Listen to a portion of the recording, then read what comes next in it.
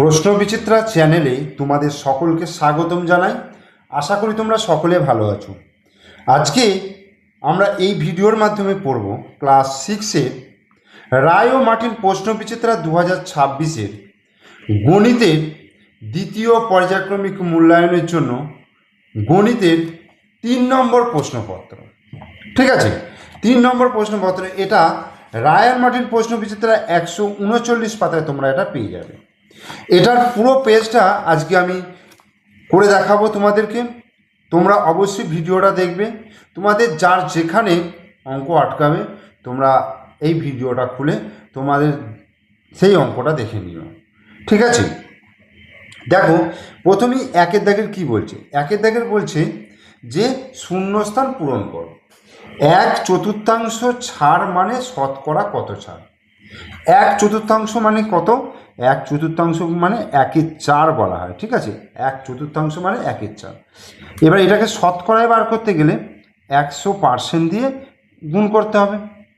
এইবার 100কে 4 দিয়ে কাটাকুটি করলে দেখো 4 25 100, তাহলে কত পার্সেন্ট ছাড় হচ্ছে? শতকরা 25 টাকা ছাড় বা 25 ছাড়, তাহলে কত হচ্ছে?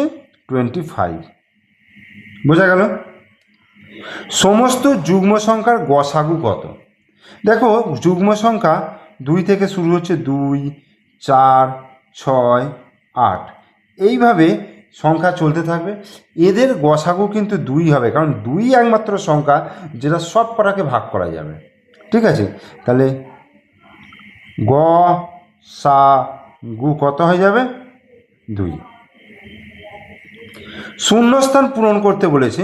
একটি আয়তক্ষেত্রের দৈর্ঘ্য হচ্ছে a একক এবং ক্ষেত্রফল হচ্ছে b বর্গ একক। ক্ষেত্রফলটা বলে দিয়েছে, দৈর্ঘ্য বলে দিয়েছে, তাহলে প্রস্থকাত কী হবে? ক্ষেত্রফলকে যদি আমি দৈর্ঘ্য দিয়ে ভাগ করি তাহলেই কিন্তু আমি পেয়ে যাব প্রস্থ, তাহলে এত একক। 4টি সমরেখ বিন্দু দিয়ে কতগুলি সরলরেখা আঁকা যায়? সমরেখ মানে এক সরলরেখায় অবস্থিত 4টে বিন্দু, তাহলে 4টে বিন্দু দিয়ে তো একটা, যেহেতু সমরেখ তাহলে একটি সরলরেখা আঁকা যাবে।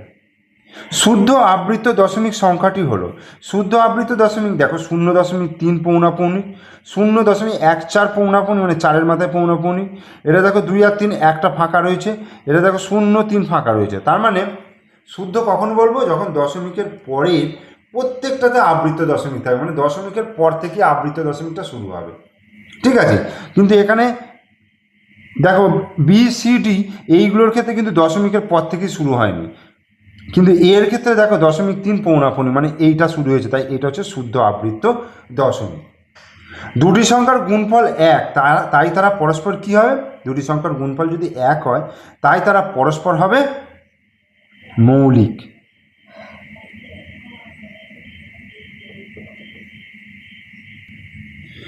এরপর 2-এর দাগের কি বলছে? একেরটা দেখো 6, 5, 5, 0, 9, 4, 7 সংখ্যাটি 9-এর স্থানীয় মান ঠিক রেখে অন্য অঙ্কগুলি পুনরায় সাজিয়ে 7 অঙ্কের ক্ষুদ্রতম সংখ্যাটি লিখতে বলেছে।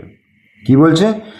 9-এর স্থানীয় মান ঠিক রেখে, মানে 9-এর পজিশনটা ঠিক রাখবে, বাকি যে সংখ্যাগুলো রয়েছে সেগুলোকে সাজিয়ে ক্ষুদ্রতম সংখ্যা লিখতে বলেছে। তার মানে দেখো ভালো করে ব্যাপারটা লক্ষ্য করো, 6, 5, 5, 0, 9, 4, 7, তাহলে দেখো 9-এর পজিশনটাকে কিন্তু ঠিক রাখতে হবে, মানে 9টা কিন্তু শতকের ঘরেই থাকতে হবে। তাহলে বাকি সংখ্যাগুলো কি কি আছে দেখো, 6, 5, 5, 0, 4, 7 এরকম রয়েছে। এইবার ছোটোতে মানে ক্ষুদ্রতম সংখ্যা গঠন করতে গেলে ছোটো থেকে বড় সাজাতে হয়। তাহলে আমি যদি সাজাই দেখো 0, 4, 0, 4, 5, 5, 6, 7 এইভাবে সাজানো হয়। ঠিক আছে, তো এবার দেখো 0টা তো প্রথমে দিলে তাহলে 1, 2, 3, 4, 5, 6, আর এই 9টাকে নিয়ে 7 অঙ্কের বলেছে, 7 অঙ্কের ক্ষুদ্রতম সংখ্যা করতে বলেছে। কিন্তু 0টাকে যদি প্রথমে দিই তাহলে তো 7 অঙ্কের হবে না, তাহলে আমি এটাকে চেঞ্জ করে দিই 40। দেখো 4055 হলো, আর 9টাকে শতকের ঘরে, তাহলে 9, 6, 7। দেখো তো এইটা হচ্ছে সব থেকে ক্ষুদ্রতম সংখ্যা, 4055967। বোঝা গেল? এরপর 2-একটা দেখো বলছে বিপরীত সংখ্যা কাকে বলে? কোন সংখ্যার বিপরীত সেই সংখ্যা?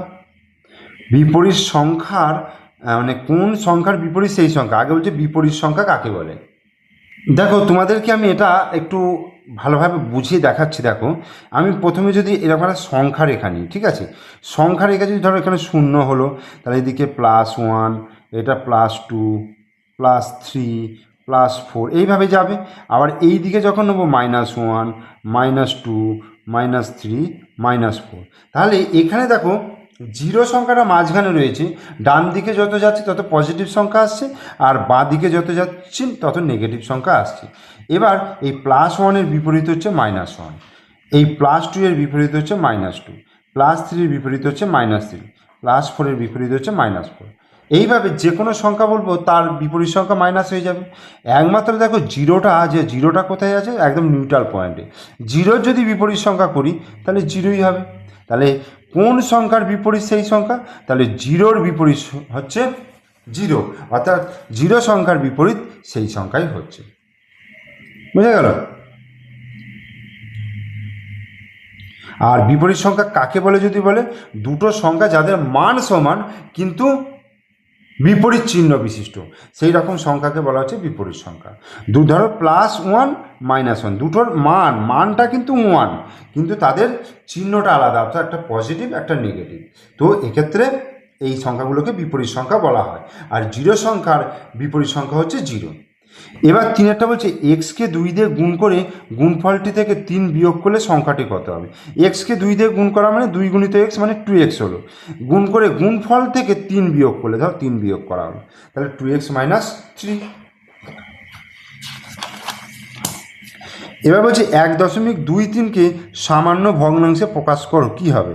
দেখো 1.23, 3-এর মাথায় পৌনাপৌনিক আছে, তাহলে কি করব। দেখো আমি যদি পুরো সংখ্যাটা লিখি, দেখো 123 গোটা সংখ্যাটা লিখলাম, মাইনাস কি করব 12, অর্থাৎ যেগুলোর মাথায় পৌনাপৌনিক নেই সেটা মাইনাস করলাম, বাই 9, একটার মাথায় পৌনাপৌনিক আছে মানে 9, আর দশমিকের পরে একটা ঘর ফাঁকা আছে মানে তার জন্য একটা জিরো হবে। তাহলে কত হচ্ছে 1, 1, 1, 111/90, 3 দিয়ে কাটাকুটি করলে 3 3-কে 9, 3 7-তে 21, আর এটা 3 3 90, তার মানে 37/30।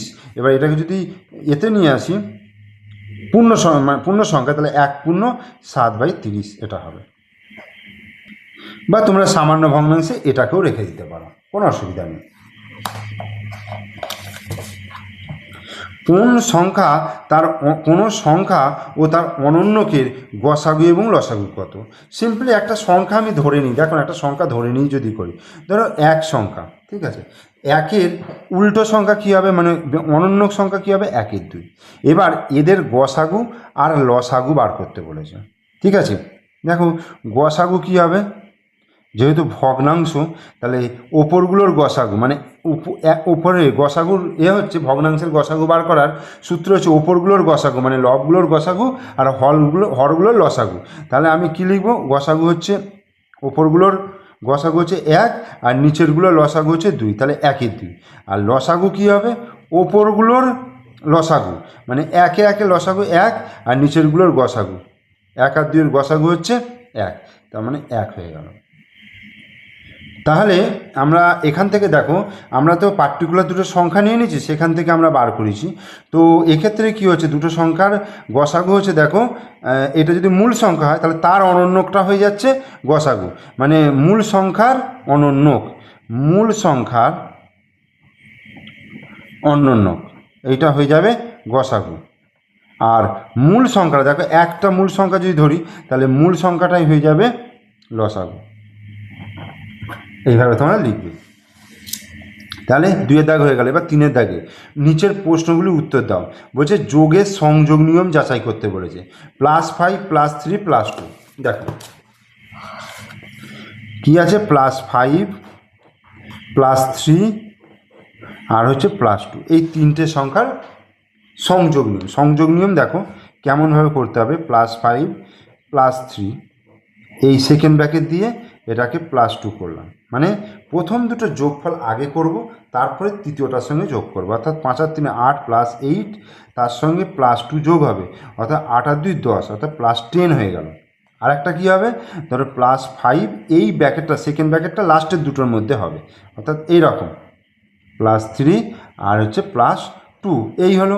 তাহলে এইখানে +5, তার মানে লাস্টের দুটো আগে যোগ করতে হবে, 3 আর 2 5 +5, দুটো যোগ করলে দেখো +10, তার মানে এটাও +10 হলো, এটাও +10 হলো, তার মানে সংযোগ নিয়ম মেনে চলছে। এরপর একেরটা হলো দুইয়েরটা, দেখো সংখ্যা রেখার সাহায্যে যোগ করতে বলেছে, -10 +11, দেখো -10 আর হচ্ছে +11 সংখ্যা রেখার সাহায্যে কীভাবে যোগ করব, তাহলে প্রথমে আমি -10 বলেছে যেহেতু, তাহলে 0 -1 -2 -3 -4 -5 -6 -7 -8 -9 -10 -11 -12 +1 +2 +3 +4 +5 আর যাবার দরকার নেই, -1 -2 -3 -4 -5 -6 -7 -8 -9 -10 -11, দেখো আর এদিকে হচ্ছে +1 +2 +3 +4 +5, তাহলে -10 প্রথম যাবে, তাহলে 0 থেকে স্টার্ট করলাম -10 পর্যন্ত, এই এলো, ঠিক আছে।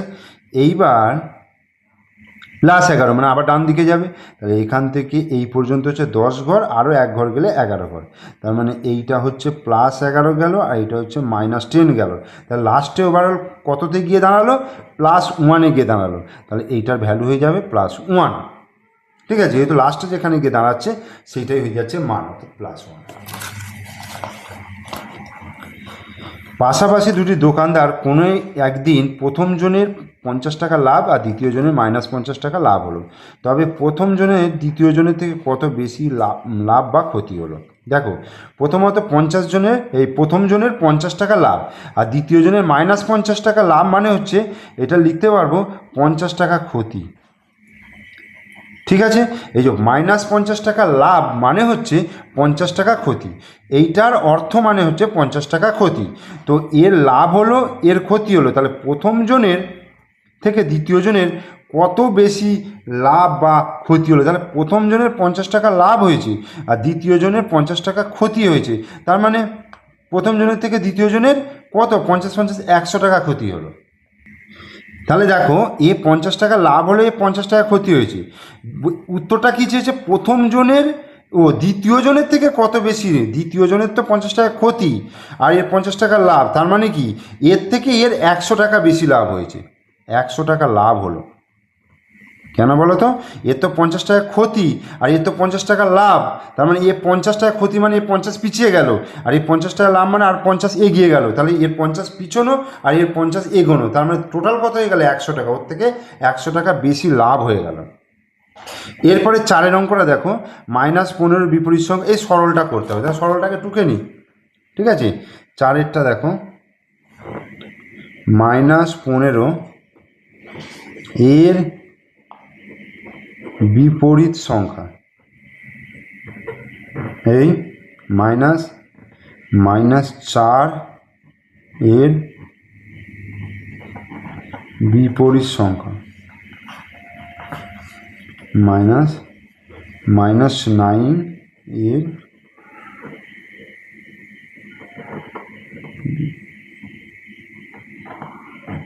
সমান কত, তাহলে প্রথমে আগে বিপরীত সংখ্যাগুলো লিখে নিই, -15 বিপরীত সংখ্যা কত, +15, ওকে, এইখানে ব্র্যাকেট দিলাম, এইখানে মাইনাস আছে, ঠিক আছে, -4 এর বিপরীত সংখ্যা কত, +4, ওকে, এখানে মাইনাস আছে, -9 এর বিপরীত সংখ্যা কত, +9, ওকে। এইবার কি করবো দেখো, +15, এইখানে মাইনাস আছে, এই মাইনাসটাকে যদি প্লাস করি তাহলে এইটা +4 এর বিপরীত সংখ্যা লিখতে হবে, সেখানে -4 হলো, আবার এই মাইনাসটাকে যদি প্লাস করি তাহলে +9 এর বিপরীত সংখ্যা মানে -9, এটা। এইবার দেখো +15 আর -4 যোগ করলে কী হবে, একটা পজিটিভ সংখ্যা একটা নেগেটিভ সংখ্যা, যোগ বিয়োগ করা মানে যোগ করতে গেলে কি করতে হবে, 15 থেকে 4 বিয়োগ করতে হবে, মানে 11 হবে, এবং বেশির আগে প্লাস চিহ্ন, এই +11 হলো আর প্লাস -9, এটাও একই জিনিস, দুটো বিপরীত চিহ্ন, তাহলে 11 থেকে 9 বিয়োগ করবো 2 হবে এবং চিহ্ন হবে প্লাস, বেশির আগে যে চিহ্ন হয়, তাহলে +2 অ্যান্সার। এইবার 5 অঙ্কটা দেখো, দ্বিতীয়টির সঙ্গে কত যোগ করলে প্রথমটি পাবো, মানে সংখ্যা দুটো দেওয়া রয়েছে, দেখো একটা দেওয়া রয়েছে 25 আর একটা কী দিয়ে আছে দেখো 25 আর একটা -42, ঠিক আছে। বলছে দ্বিতীয়টির সঙ্গে কি বলেছে, দ্বিতীয়টির সঙ্গে কত যোগ করলে দ্বিতীয়টির সঙ্গে কত যোগ করলে প্রথমটি পাবো? ধরো 5 আর 10 এরকম, 5 আর 3 এরকম সংখ্যা রয়েছে। যদি বলে দ্বিতীয়টির সঙ্গে কত যোগ করলে 5 পাবো, তাহলে 3-এর সঙ্গে 2 যোগ করলে 5 পাবো। কীভাবে? এই 5 থেকে 3 বিয়োগ করবো, অর্থাৎ আমাকে 25 থেকে -42 বিয়োগ করতে হবে। তাহলে 25, এই মাইনাসটাকে যদি প্লাস করি তাহলে -42-এর বিপরীত সংখ্যা বসাতে হবে, তাহলে +42। তাহলে 25 আর 42 যোগ করলে 5 আর 2 7, 4 আর 2 6, অর্থাৎ তাহলে কী লিখবো? -42-এর সঙ্গে 67 যোগ করলে 25 পাবো, অ্যান্সার। 3-এর দাগ হয়ে গেল। এরপর হচ্ছে 4-এর দাগ। এরপর 4-এর দাগের একই অঙ্কটা কী আছে দেখো, একটি পঞ্চভুজাকার ভূমি বিশিষ্ট পিরামিডের তল সংখ্যা, ধার সংখ্যা, শীর্ষবিন্দু সংখ্যা লিখতে বলছে। একটা পঞ্চভুজাকার, দেখ একটা পঞ্চভুজাকার হচ্ছে পিরামিড, এই এই এই এই এই, এটা পঞ্চভুজাকার পিরামিড। তাহলে পিরামিডের কি হয়? ওপরে একটা বিন্দুতে সব মিলিত হয়,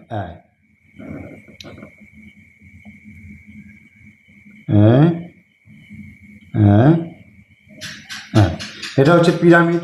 এবার পিরামিডটার কি বলেছে? তল সংখ্যা, তল সংখ্যা।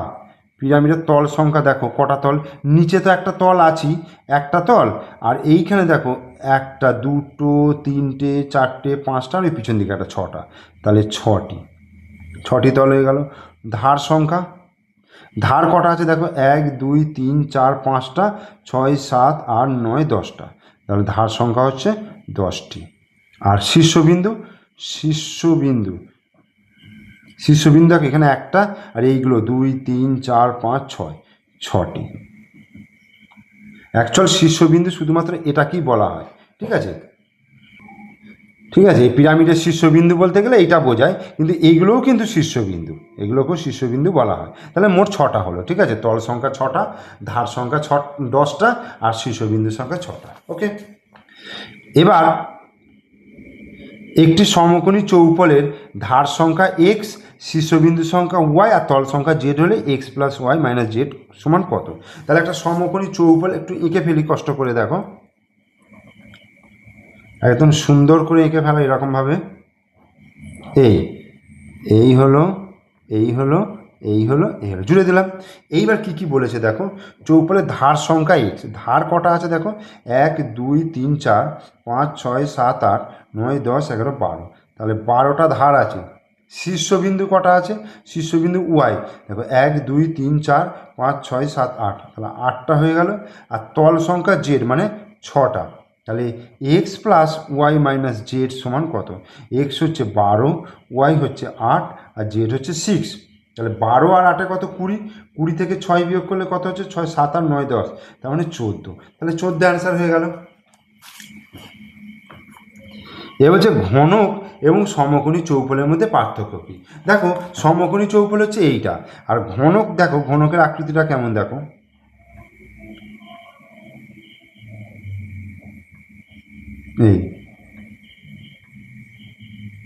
এটা হচ্ছে ঘনক। তাহলে সমকোণী চৌপলের প্রত্যেকটা তল হচ্ছে আয়তক্ষেত্র, আর ঘনকের প্রত্যেকটা তল হচ্ছে বর্গক্ষেত্র বা বর্গাকার। বোঝা গেল? এটাই মেন পার্থক্য। আর একটি পিরামিড কোন শর্তে চতুস্থলক হবে? একটা পিরামিড চতুস্থলক হতে গেলে ত্রিভুজ হতে হবে, মানে ভূমিটাকে অবশ্যই ত্রিভুজ হতে হবে, তবে এটা চতুস্থলক হবে। এইটা হচ্ছে চতুস্থলক, ঠিক আছে? ভূমিটাকে ত্রিভুজ হতে হবে, তাহলে ভূমিটা হবে কি? ত্রিভুজাকার, ভূমি ত্রিভুজাকার।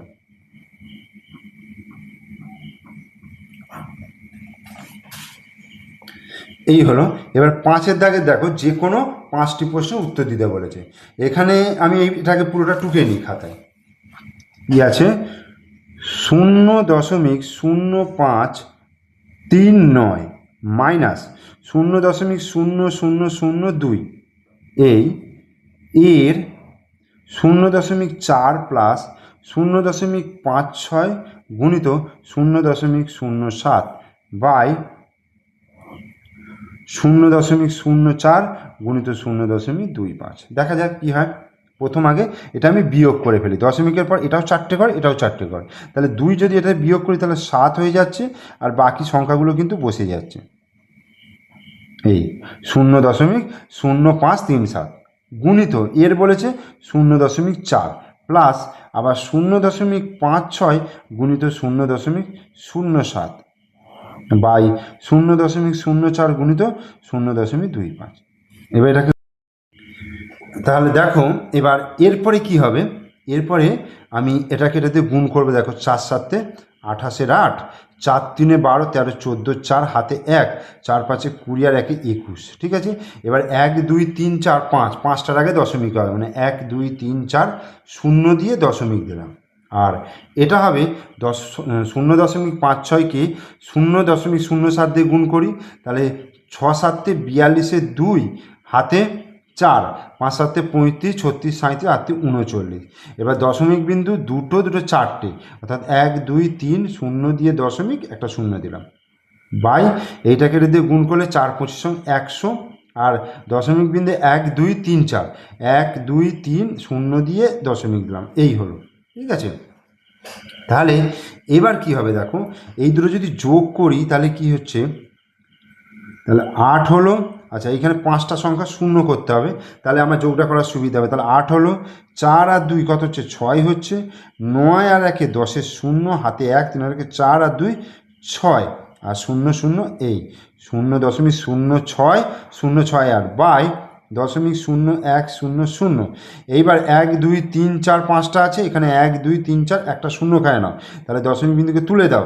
এবার বাঁ দিকে শূন্যগুলো কেটে দাও, তাহলে 6068 বাই 1-এর পিঠে 3টে শূন্য, তাহলে দশমিক বিন্দু বাঁ দিকে 3 ঘর সরবে, 6.068 অ্যান্সার। এবার 2-এরটা, একটি খুঁটির 5.1/4% জলে, 6.3/4% কাদায় আর 44 মিটার জলের উপরে আছে, খুঁটিটার দৈর্ঘ্য কত? এত পার্সেন্ট জলে, এত পার্সেন্ট কাদায় আর 44 মিটার জলের উপরে আছে। আচ্ছা, আমি যদি খুঁটিটার দৈর্ঘ্য এক্স ধরে নিই, ঠিক আছে, আমি ধরি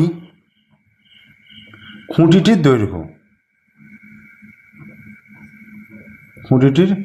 দৈর্ঘ্য হচ্ছে এক্স মিটার। ওকে, এত পার্সেন্ট জলে, তাহলে জলে আছে কত? জলে আছে এক্স গুণিত 5.1/4%। আচ্ছা, আর কোথায়? কাদায় আছে এক্স গুণিত 6.3/4%। তাহলে এগুলোকে আমি দেখো, এক্স গুণিত 5 4 20 আর 1 21, 21/4% মানে হচ্ছে 1/100 করে দিলাম, বোঝা গেল? তাহলে 21 এক্স হলো আর নিচে 4 100 400। আর এইটা দেখো, এক্স গুণিত 4 6 24 25 26 27, 27/4 আর পার্সেন্টেজের জন্য 1/100 করলাম, তাহলে ওপরে 27x আর নিচে হচ্ছে 4 100 400 এত মিটার। তাহলে আর বলেছে কি 44 মিটার জলের উপরে আছে, তার মানে 21x/400 plus 27x/400 plus 44 metre, এইটা হচ্ছে টোটাল খুঁটিটার দৈর্ঘ্য। তাহলে 21x/400 plus 27x/400 plus, sorry, এক্সটাকে এদিকে নিলাম -x আর 44টাকে এদিকে -44 হলো। তাহলে এখান থেকে বা দেখো 400 যদি লসাগু হয়, তাহলে উপরে 21x, তারপরে 27x মাইনাস 400x হলো সমান -44। এইবার যোগ করছি, 7 আর 8, 2 আর 2 48x মাইনাস 400x সমান -44 গুণিত 400। এখান থেকে দেখো বিয়োগ করলে কত হচ্ছে, 352x মাইনাস সমান -44 গুণিত 400। তাহলে এইটা হয়েছে, তাহলে দুদিকে মাইনাসটাকে কেটে দিলাম, তাহলে এক্স সমান তাহলে কত হলো, 44 গুণিত 400/352। এবার এটাকে যদি 8 দিয়ে দেখো ভাগ করে, 352কে 8 দিয়ে ভাগ করে 44 দিয়ে ভাগ করলে তাহলে 8 আসবে, কারণ 4 8 32 2, 4 8 32, 33 হচ্ছে 35। তাহলে এবার 8 দিয়ে 5 8 40 50, তার মানে 50 মিটার খুঁটিটার দৈর্ঘ্য হয়ে গেল 50 মিটার। এবার 3-এর অঙ্ক, রিয়ার 2 মিটার কাপড় লাগে একটি জামা তৈরি করতে। রিয়ার ভাইয়ের 2 মিটার 10 সেন্টিমিটার কাপড় লাগে একটা জামা বানাতে। যদি তাদের বাবা দুজনে দুটি করে জামা তৈরির জন্য মোট 9 মিটার কাপড় আনে, তবে কত পরিমাণ কাপড় জামা তৈরির পরে বাড়তে থাকবে? তাহলে দেখো 2 মিটার কাপড় লাগছে রিয়ার, তাহলে তিনেরটা রিয়ার জন্য কাপড় লাগবে, রিয়ার জামা তৈরি করতে কাপড় লাগে কত? একটার জন্য লাগবে 2 মিটার, তাহলে 2 মিটার গুণিত 2, দুটো জামা তৈরি করবে, তাহলে 2 দুগুণে 4 মিটার। ওকে। আর রিয়ার ভাইয়ের জামা তৈরি করতে কাপড় লাগে কত? 2 মিটার 10 সেমি গুণিত 2, তার মানে 2 দুগুণে 4 মিটার আর 10 দুগুণে 20 সেমি, 4 মিটার 20 সেমি। তাহলে এবার যদি যোগ করি এটাকে, দেখো 4 মিটার আর এখানে হচ্ছে 4 মিটার 20 সেমি যোগ করলাম, তাহলে মোট হয়ে গেল 8 মিটার 20 সেমি কাপড় লেগেছে। এবার 9 মিটার মোট কাপড় আছে, তাহলে 9 মিটার কাপড় থেকে এটা বিয়োগ করব, 9 মিটার থেকে 8 মিটার 20 সেমি বিয়োগ করব। কি পাবো দেখো, 9 মিটারটাকে কিনা 8 করলাম আর এখানে 100 সেমি করলাম, তাহলে 100 সেমি থেকে 20 বিয়োগ করলে 80 সেমি, আর এখানে 8 থেকে 8 বিয়োগ করলে 0 হয়ে যাচ্ছে, তাহলে 80 সেমি কাপড় বাড়তি পড়ে থাকবে, এটা অ্যান্সার। 80 সেমি কাপড় বাড়তি পড়ে থাকবে। 4 বলছে 5 অঙ্কের কোন ক্ষুদ্রতম সংখ্যাকে এত দিয়ে ভাগ করলে প্রত্যেক ক্ষেত্রে 3 ভাগশেষ থাকবে? তাহলে আগে 4, 6, 10, 15 দ্বারা বিভাজ্য সংখ্যাটা বার করি।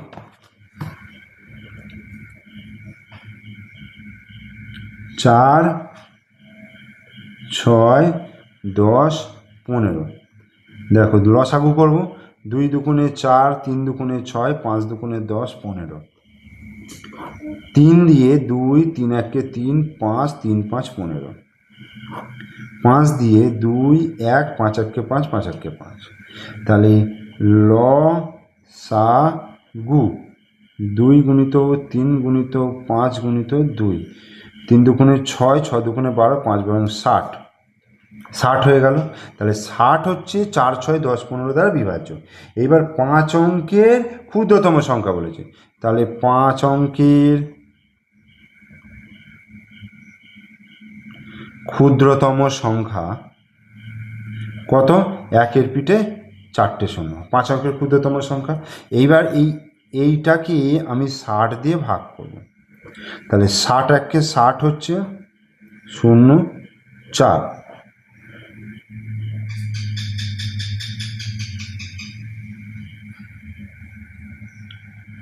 শূন্য, 6 5 6 30, 6 6 36, 6 6 36, 0 6 করে 4 দিতে হাতালে 1, 3 হয়ে 4, এই 0 নামলো, আবার 6 6 36, এই 40, ঠিক আছে। তার মানে দেখো 40 অবশিষ্ট থাকছে, এখান থেকে যদি 40 বিয়োগ করি তাহলে সেটা 4 অঙ্কে চলে যাচ্ছে, তার মানে আমাকে পরের সংখ্যা নিতে হবে, অর্থাৎ দেখো 10,000 যুক্ত কোনটা নেবো বলো তো? 60 থেকে 40 বিয়োগ করলাম, মানে আরও 20 হলে এটা মিলে যেত, তার মানে তোমার হচ্ছে 10,040, 40 নয় 20, মানে 60 থেকে 40 বিয়োগ করলে 20, তাহলে 10,020 হচ্ছে সংখ্যাটা, যেটাকে 60 দিয়ে ভাগ করলে মিলে যাচ্ছে, এবং এটা হচ্ছে 5 অঙ্কের ক্ষুদ্রতম সংখ্যা। এবার এখানে একটা কথা বলেছে 3 ভাগশেষ থাকবে, তাহলে এর সঙ্গে 3 যোগ করে দাও, তাহলে 10,023, এই সংখ্যাটা তুমি উত্তর হিসাবে পাবে। এরপর দেখো 5-এর অঙ্কটা কি বলছে, একটি সংখ্যাকে 8% বর্ধিত করা হলো, কত পার্সেন্ট? 8%। তারপর মূল সংখ্যাটিকে 3% কমানো হলো, কত পার্সেন্ট? 3% কমানো হলো। একটি সংখ্যাকে 8% বর্ধিত করা হলো, তারপর মূল সংখ্যাটিকে 3% কমানো হলো। যদি সংখ্যা দুটির বিয়োগফল 407 হয় তবে মূল সংখ্যাটি কত? আমি ধরে নিচ্ছি মূল সংখ্যাটি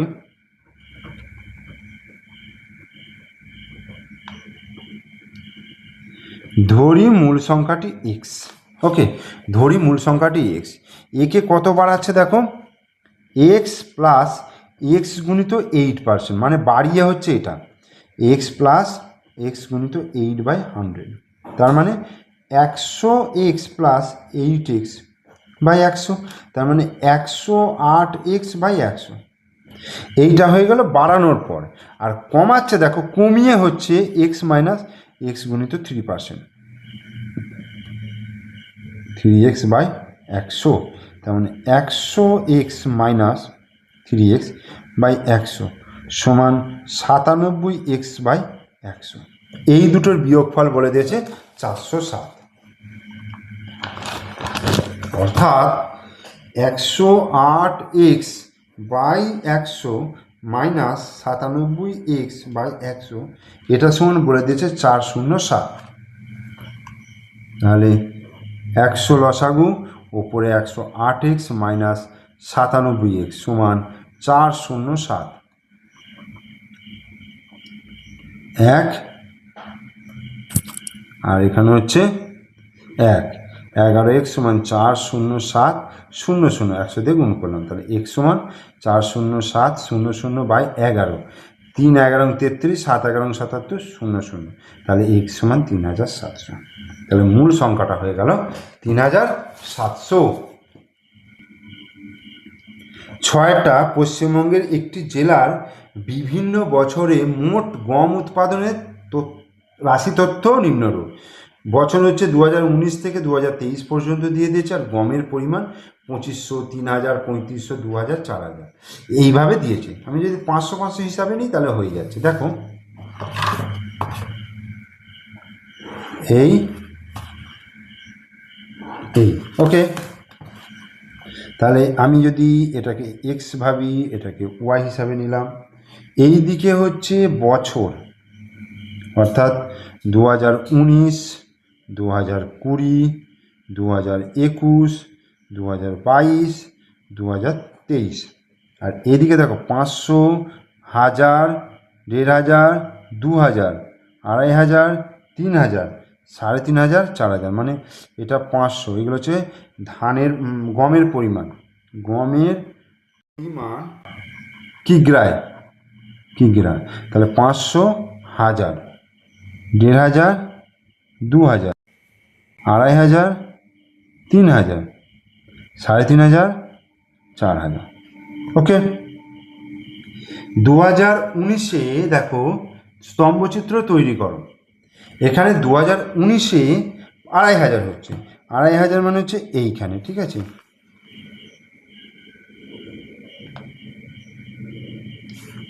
এই হচ্ছে 2500, এরপরে 3000 মানে এখানে,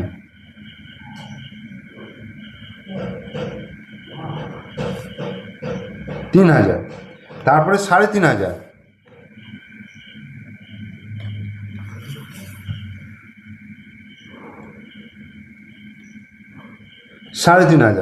তারপরে হচ্ছে কত, 2000, দেখো এই 2000,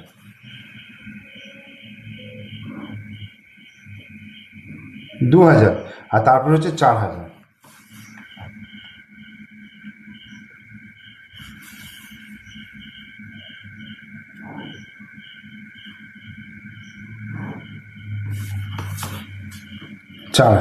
এই হয়ে গেল স্তম্ভচিত্র, ঠিক আছে। তাহলে 3 নম্বর প্রশ্নপত্রটা আমি পুরোটা তোমাদেরকে কিন্তু স্টেপ বাই স্টেপ সব করিয়ে দিলাম। তোমরা প্রয়োজন মতো কিন্তু তোমাদের এই ভিডিওটা দেখবে, আর ভিডিওটা যদি ভালো লাগে তাহলে অবশ্যই লাইক করবে, কমেন্টস করবে, বন্ধুদেরকে শেয়ার করবে।